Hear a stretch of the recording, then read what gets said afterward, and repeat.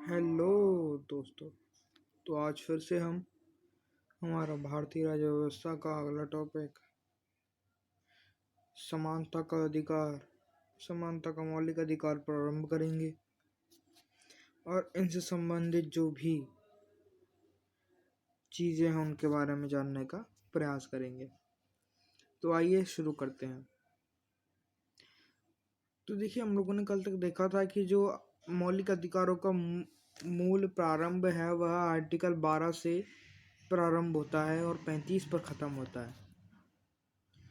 परंतु जो मूल अधिकार हैं अर्थात मूल अधिकारों का जो प्रारंभ है वह मूलतः आर्टिकल 14 से समानता के अधिकार से होता है।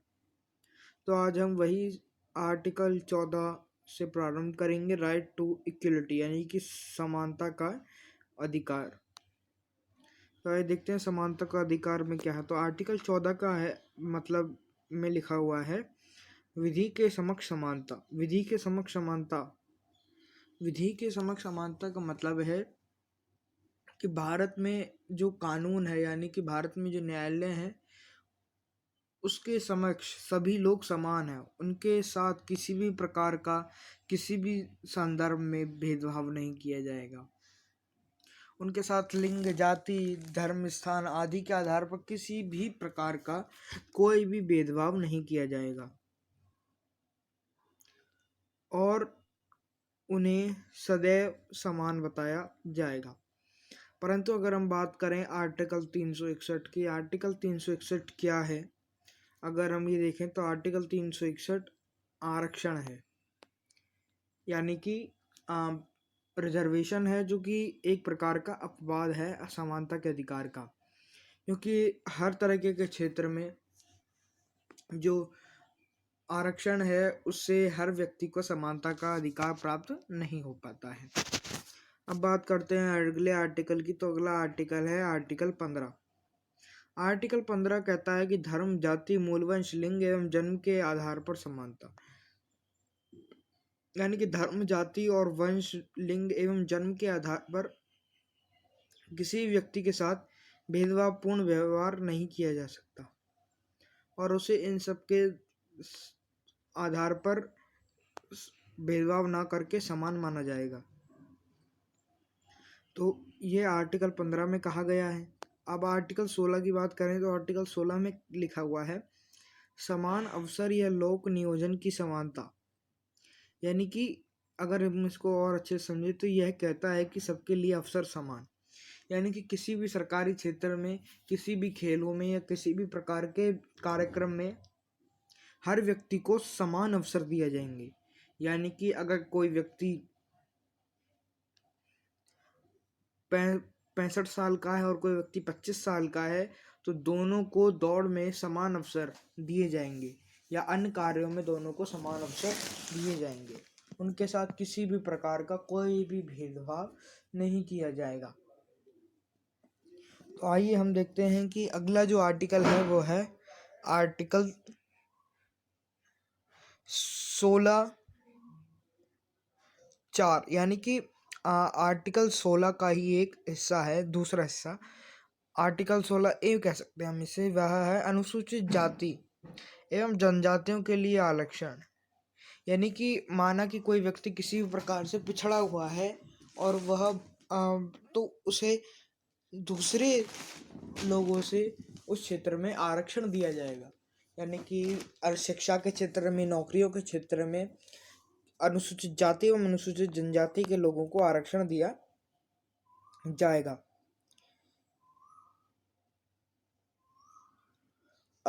आर्टिकल 17 की बात करें तो अब आर्टिकल 17 में लिखा हुआ है अस्पृश्यता का अंत। ये अवसर या लोक नियोजन यहाँ पर कटा हुआ है, ये नहीं है। आर्टिकल 17 में है कि अस्पृश्यता का अंत। अस्पृश्यता का मतलब होता है किसी भी व्यक्ति को न छूना। आज़ादी से पहले भारत में अस्पृश्यता का खूब प्रचलन था। छूत अछूत की बात कही जाती थी। नीची जाति के लोगों को छूने पर या उनकी परछाई पड़ जाने पर भी अशुद्ध मान लिया जाता था। तो इस प्रकार की जितनी भी अस्पृश्यताएं हैं उनका अंत आर्टिकल 16 के अंतर्गत किया जाएगा और आर्टिकल 17 जो है, आर्टिकल 17 में किसी भी प्रकार का कोई भी परिवर्तन या संशोधन नहीं हो सकता है कि हम किसी भी व्यक्ति के साथ अस्पृश्यतापूर्ण व्यवहार नहीं कर सकते हैं। अब आगे देखते हैं, बात करते हैं आर्टिकल 18 के बारे में। आर्टिकल 18 में लिखा हुआ है कि उपाधियों का अंत, भारत में उपाधियों का अंत। भारत में आज़ादी से पहले कई इस प्रकार की उपाधियां दी जाती थी, जैसे महामहिम की, महाराणा की, महाराजा की, रावल की, इस प्रकार की कई उपाधियां दी जाती थी। एवं जो भारत के स्वतंत्रता सेनानी थे उन्हें भी कई प्रकार की उपाधियां दी गई थी। तो उन सभी उपाधियों के अंत की यहाँ पर बात की गई है। अब बात करें अगले अधिकार की बात, तो अगला अधिकार है स्वतंत्रता का अधिकार। स्वतंत्रता के अधिकार में आर्टिकल 19 से 22 से संबंधित जितने भी आर्टिकल हैं वो आर्टिकल 19 से 22 आते हैं। तो बात करते हैं आर्टिकल 19(1) की। आर्टिकल 19 में पूरे 5 आर्टिकल हैं, यानी article 19(1), article 19(2), article 19(3), article 19(4), article 19(5). तो अब बात करते हैं आर्टिकल 19(1) की। आर्टिकल 19(1) में लिखा हुआ है, वाक्य की स्वतंत्रता, झंडा फहराने की स्वतंत्रता, प्रेस की स्वतंत्रता। वाक्य की स्वतंत्रता का मतलब है फ्रीडम ऑफ एक्सप्रेशन, यानी कि अपनी बात को कहने का जो स्वतंत्रता है वो व्यक्ति को इसमें प्राप्त होगी। यानी कि व्यक्ति जो भारत का नागरिक है वह कुछ किसी व्यक्ति के संबंध में कोई भी बात कह सकता है, अपने विचार किसी भी मुद्दे पर अपने विचार प्रकट कर सकता है, परंतु उसमें दूसरे व्यक्ति की मान को हानि नहीं होनी चाहिए, अतः उसे यह बात कहने की स्वतंत्रता है। अब बात कर दूसरा है इसमें झंडा फहराने की स्वतंत्रता और प्रेस की स्वतंत्रता। झंडा फहराने की स्वतंत्रता अर्थात कोई भी व्यक्ति अपने किसी भी संगठन का या अपने स्वयं के देश का ही झंडे को फहरा सकता है, झंडा बना सकता है और झंडे को पूर्ण सम्मान दे सकता है। और तीसरा है प्रेस की स्वतंत्रता। प्रेस की स्वतंत्रता में यानी कि जो मीडिया है उसे पूर्ण रूप से स्वतंत्र रखा गया है, वह किसी भी व्यक्ति के संबंध में किसी भी प्रकार का प्रचार प्रसार कर सकती है। आर्टिकल 19(2) की बात करें तो आर्टिकल 19(2) में लिखा हुआ है, शांतिपूर्वक एवं निरस्त करने की स्वतंत्रता। ये निरस्त नहीं है, यहाँ पर ये है सभा, ये सभा है, ये सभा है, ये सभा लिखा हुआ है यहाँ पर।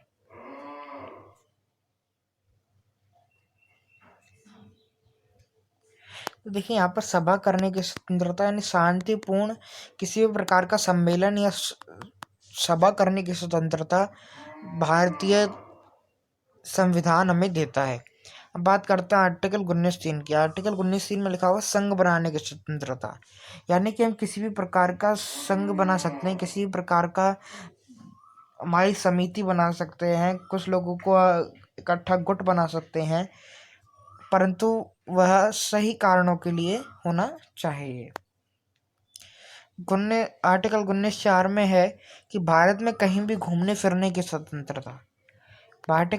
आर्टिकल 19(4) में भारत में कहीं भी किसी भी स्थान पर आप जा सकते हैं, वहाँ पर घूम फिर सकते हैं और किसी भी स्थान पर आ जा सकते हैं।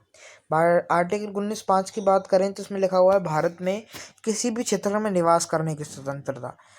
जब कश्मीर में धारा 370 थी तब यह स्वतंत्रता कश्मीर पर लागू नहीं होती थी, कश्मीर इसका अपवाद था, परंतु वर्तमान में यह सब पर लागू होती है और इसमें है कि भारत में किसी भी क्षेत्र में कोई भी व्यक्ति निवास कर सकता है और व्यापार कर सकता है, वहाँ पर अपना रोजगार धंधा चालू कर सकता है।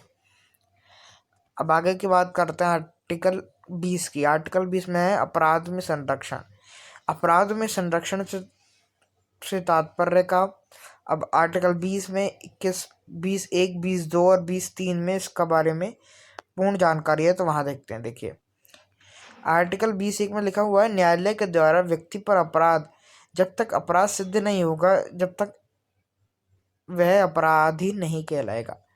यानी कि अपराध में संरक्षण से तात्पर्य यह है कि अगर किसी व्यक्ति का अपराध सिद्ध नहीं हो पाता है तो वह व्यक्ति अपराधी नहीं कहलाएगा और वह अपने सामान्य कार्य कर सकता है, परंतु यह तब तक ही कर सकता है जब तक उसका अपराध सिद्ध ना हो। अब बात करते हैं आर्टिकल 20(2) की। तो आर्टिकल 20(2) में लिखा हुआ है, व्यक्ति को अपने ही खिलाफ गवाही देने के लिए मजबूर नहीं किया जा सकता। यानी कि किसी भी व्यक्ति को आप गवाही देने के लिए, कोर्ट में गवाही देने के लिए मजबूर नहीं कर सकते हैं या उसे डरा धमका नहीं सकते हैं कि वह जबरदस्ती गवाही दे। आर्टिकल 21 की बात करें तो आर्टिकल 21 में लिखा हुआ है, प्राण एवं देह की स्वतंत्रता। आर्टिकल 21 में प्राण एवं देह की स्वतंत्रता लिखी हुई है कि हर व्यक्ति को अपने देह की पूर्ण स्वतंत्रता है। इसके अंतर्गत अगर कोई भी व्यक्ति आत्महत्या करते हुए पकड़ा जाता है और अगर बच जाता है तो उसके ऊपर मुकदमा चलाया जाएगा। और इसी तरह अगर कोई व्यक्ति बिना किसी कारण के अपने अंगों को बेचता है या अपने अंगों की कालाबाजारी करता है, किसी भी अंगों की कालाबाजारी करता है, तो उसके ऊपर भी कार्रवाई की जाएगी। वह प्राण एवं देह की स्वतंत्रता में नहीं आएगा।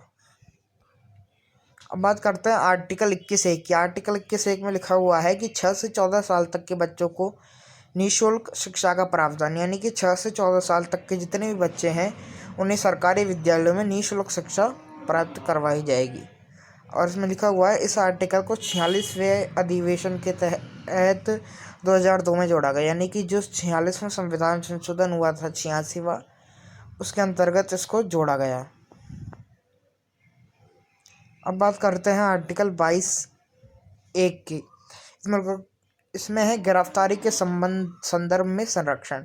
यानी कि गिरफ्तारी से पहले व्यक्ति को उसका अपराध बताया जाएगा। गिरफ्तारी के 24 घंटे के भीतर व्यक्ति को न्यायाधीश के समक्ष पेश करना अनिवार्य है। आर्टिकल 22 में लिखा हुआ है कि भाई, अगर माना कि आप किसी व्यक्ति को अरेस्ट करते हैं तो अरेस्ट करने से पूर्व उसको उसका अपराध बताना होगा कि उसने क्या अपराध किया है जिसके संबंध में आप उसे गिरफ्तार कर रहे हैं।